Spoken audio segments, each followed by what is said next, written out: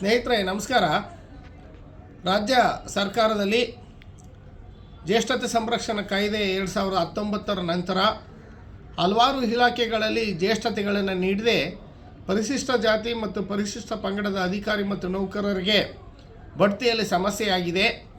ಇತ್ತೀಚೆಗೆ ಮೀಸಲಾತಿಯನ್ನು 15ರಿಂದ 17, 3ರಿಂದ 7ಕ್ಕೆ ಹೆಚ್ಚಿಗೆ ಮಾಡಿದಂತಹ ಆದೇಶವನ್ನು ಕೂಡ ಜಾರಿ ಮಾಡುವಲ್ಲಿ ಸಿಬ್ಬಂದಿ ಮತ್ತು ಆಡಳಿತ ಸುಧಾರಣೆ ಇಲಾಖೆಯ ಇಬ್ಬಂದಿ ತಂಡದಿಂದ ಅನ್ಯಾಯವಾಗ್ತಾ ಇದೆ. ಈ ಬಗ್ಗೆ ನಾವು ಹಲವಾರು ದಲಿತ ಮಂತ್ರಿಗಳಿಗೆ ಮನವಿ ಕೊಟ್ಟು ದಲಿತ ಸಚಿವರುಗಳ ಸಭೆ ಮಾಡಿ ಅಂತ ಕೋರ್ಕೊಂಡಿದ್ದು, ದುರದೃಷ್ಟವಶಾತ್ ಯಾವ ದಲಿತ ಮಂತ್ರಿಗೂ ಕೂಡ SC/ST ನೌಕರರ ಸಮಸ್ಯೆಗಳನ್ನು ಕೇಳಬೇಕು ಅನ್ನುವಂತಹ ಮನಸ್ಥಿತಿ ಇದ್ದಂಗೆ ಕಾಣ್ತಾ ಇಲ್ಲ. ಪ್ರಿಯಾಂಕಾ ಖರ್ಗೆ ಒಂದು ಸಭೆ ಮಾಡಿದರು ಮತ್ತು ಜಾರಕಿಹೊಳಿ ಸರ್ ಮಾಡಿದರು.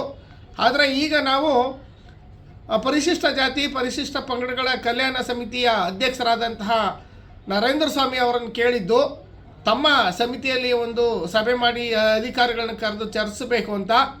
ಅವರು ದೊಡ್ಡ ಮನಸ್ಸು ಮಾಡಿ ನಾಳೆ ಮಧ್ಯಾಹ್ನ 1 ಗಂಟೆಗೆ, ಅಂದರೆ ದಿನಾಂಕ 25/1/2024 ಮಧ್ಯಾಹ್ನ 1 ಗಂಟೆಗೆ ವಿಕಾಸಸೌಧದ 3ನೇ ಮಹಡಿಯ 318 ಕೊಠಡಿ ಸಂಖ್ಯೆಯಲ್ಲಿ ಸಭೆಯನ್ನು ಏರ್ಪಡಿಸಿದ್ದಾರೆ.